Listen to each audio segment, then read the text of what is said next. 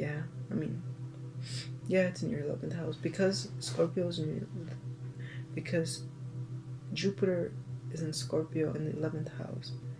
It's kind of a private energy, right? And Scorpio doesn't really have friends like that.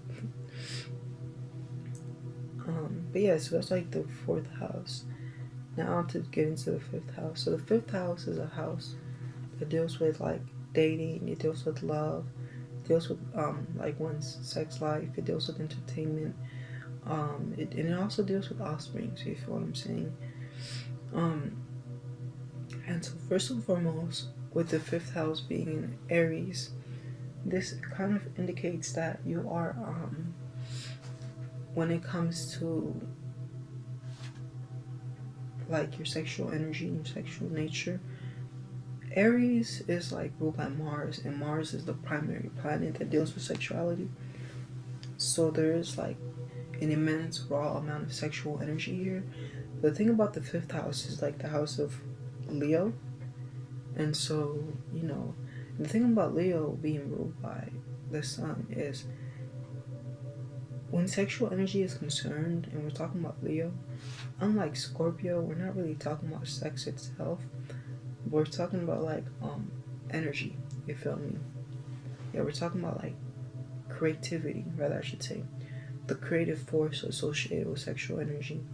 So with you having Aries here in the 5th house, it indicates that you in of yourself are like a very creative person, and like one of the ways for you to truly allow your creativity to express is by being yourself and answering the question of like, who am I? You feel me? And really knowing and understanding who you are. And just by being yourself, like there's this raw creativity that comes through. And with Aries being here in the house of expression, it may indicate just that like the primary channel of expression for you is through just expressing yourself, like just being who you are and being raw with it, you know.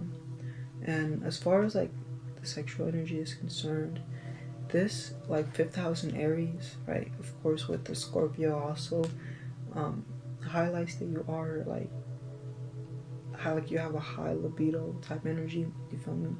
Have a lot of sexual energy about you. But yeah, like that's pretty much the 5th house. There really isn't that much detail in it.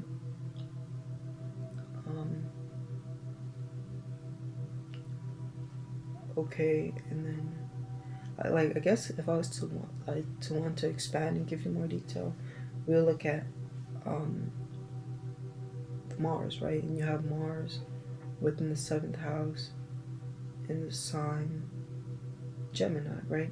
So this kind of adds a layer of like being very open-minded and very experimentative where sex is concerned, like maybe enjoying role playing, very being into like mental stimulation, and being into like conversations or like sexy talk, things like that. um, but then because it's in the 7th house, it indicates that you may not be a person who, where your sexual energy is concerned, you really prefer to have it channeled in one-on-one intimate personal relationships rather than kind of being promiscuous and letting everyone and anyone smash. And that kind of makes sense because like with Scorpio and with like the 8th house, they are a little bit more private